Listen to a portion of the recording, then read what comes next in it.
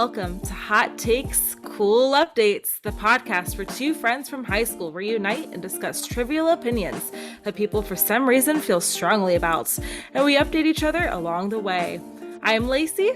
I'm Jenna, and welcome to the third episode, baby! Let's go! Whoop, whoop. Today, we are going to discuss Mandela Effects. I can't do sound effects. Okay, so Lacey, what do you know about Mandela Effects? I know that it was coined in 2013 when Nelson Mandela died, and a bunch of people were like, wait a minute, didn't he like die in prison like way back in the 70s, 80s? I don't yeah, 80s, yeah. 80s, yeah. So I know that's when it was coined, and yeah, that's what I know. That's my knowledge. Well, in my very extensive research, as in when I went to one website, I went ahead and just copied what they had to say. So according to medicalnewstoday.com, which I have no idea if this is a credible website at all, it says the Mandela Effect describes a situation in which a person or group of people have a false memory of an event. So as you mentioned earlier, Lacey, that it was coined about a decade ago, so around 2013. Oh my gosh, that was a decade ago. That's fine. Continue. Yeah. So it was coined because, again, like you mentioned, that people were having this recollection of when Nelson Mandela died that in 2013. They said, wait a minute, I thought he was already dead. I didn't even ask you, did you have that sensation? Did you have the sensation that he was legitimately dying in 2013, or did you have that Mandela Effect sensation that he had passed earlier on? I also thought that he had passed earlier on, actually. Okay. So that was kind of news to me when I found out. I could have sworn I learned about it in school. Like, I could have sworn I learned in school, like, about that. I think that's the main issue with me, is that I'm from the same category of thinking of you. If you know, I thought he died in the 80s, which means that obviously he would have been president before the 90s. Like, it's twofold. It's yeah. So it's one, you thought he was the, you know, if you're in the same sort of like thought mind as us, that you thought he died in the 80s, that means he was president of South Africa in the 80s or before that. And so for him to be president between 1994 and 1999, that really messes up. Yeah. So and part of it too, I will say that those naysayers will say, oh, maybe you were young at that time, or maybe more like a child at that time. Of course, your memory is going to be off about it. But at that same time, for me, if we were to talk about things like the Clinton presidency and the whole scandal with when he was being impeached for his affair with Monica Lewinsky, and then also things like 9/11, I remember those things very, very clearly, even though I was not yet 18 or older at that when those occurrences, you know, happened. Right. So that's kind of my thing, is that I remember very clearly things like that, big public events. And I don't remember hearing about Nelson Mandela, except for the fact that I felt like he was a person who's already passed and was already president. Right. No, I'm with you on that. And plus, just to add to that, I remember distinctly like calling my mom, and she, who's like now almost 70, so she would have remembered. She was like, I thought he died then too. So it's not, I don't know if they could use just the our age thing. Yeah, that's just interesting. Obviously, Mandela Effect, it gets the name from Nelson Mandela. Okay, so that's when it began. And to also give a little bit more information for it, according to the same website, the medicalnewstoday.com, which again, I have no idea if it's even a valid website or not, it gives some features of what a Mandela Effect can include. So that would be, again, a person or a group of people having distorted memories in some aspect that are either partially or entirely inaccurate.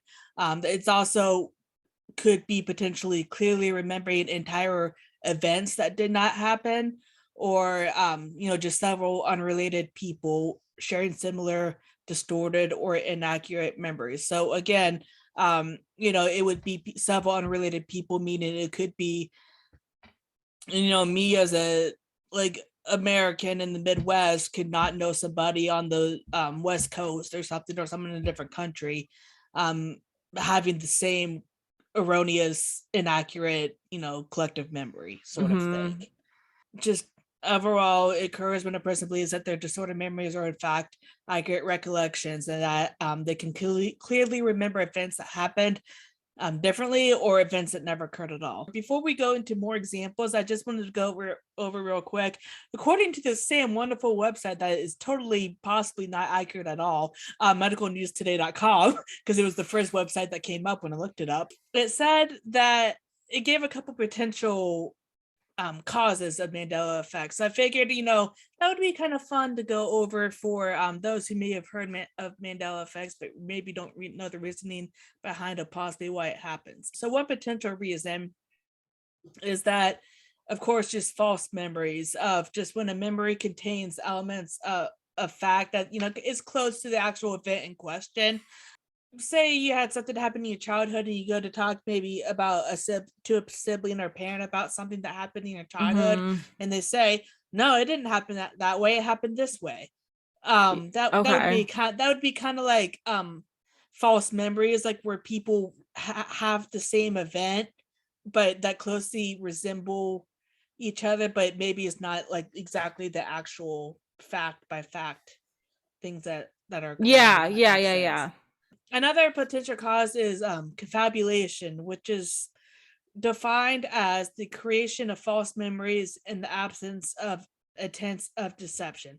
So, really, what this means is people who spread false information, but without realizing that they're doing it, or without Okay. realizing that they're spreading misinformation, like, and not intentionally being dishonest or misleading. So it's kind of like the same thing as like a false memory, in the sense of like, you kind of remember incorrectly, or maybe like you had the wrong information, but then so you spread that information being misinformed, and Yeah. then you unintentionally kind of are misleading with the information that you have.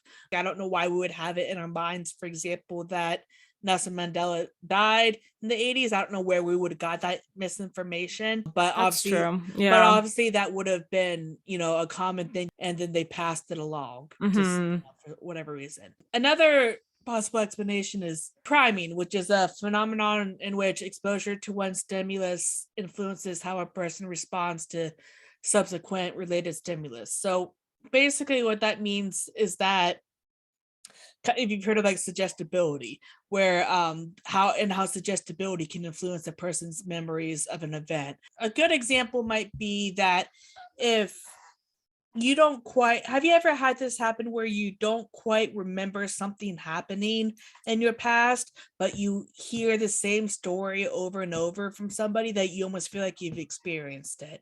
And that's kind of what suggestibility is. Like, for example, sometimes my dad tells a lot of stories. Like, he likes to tell me stories about his past or about his childhood, or maybe sometimes he likes to tell stories about what my brother and I did as kids, and funny things that he found funny about my brother and I when we were children.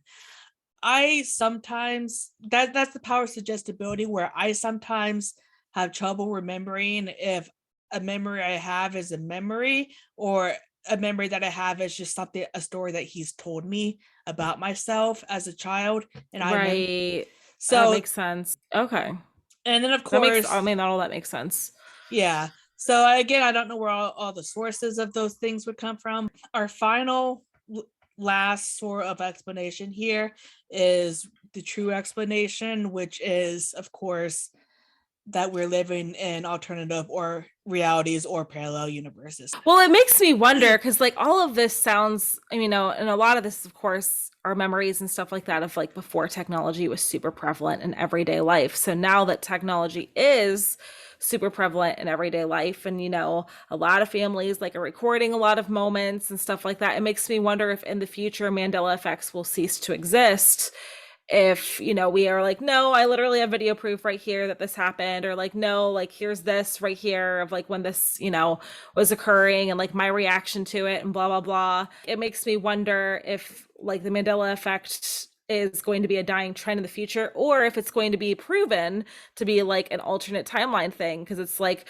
well, here's my reaction to it, but it's showing me right here that this didn't happen, like that being like proof of like the ultimate like timeline like idea there. So I'm kind of looking forward to seeing where that goes in the future, if that makes sense.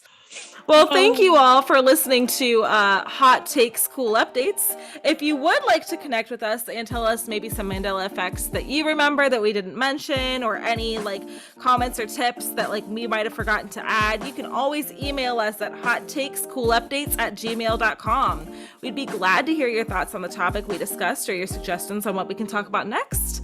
You can also find us now on YouTube and TikTok for clips, shorts, and potential content. If you'd like to support your favorite entertainment podcast, you can find us on Patreon and receive a bunch of exclusive perks. Exclusive perks! Thanks for tuning in, y'all! Bye!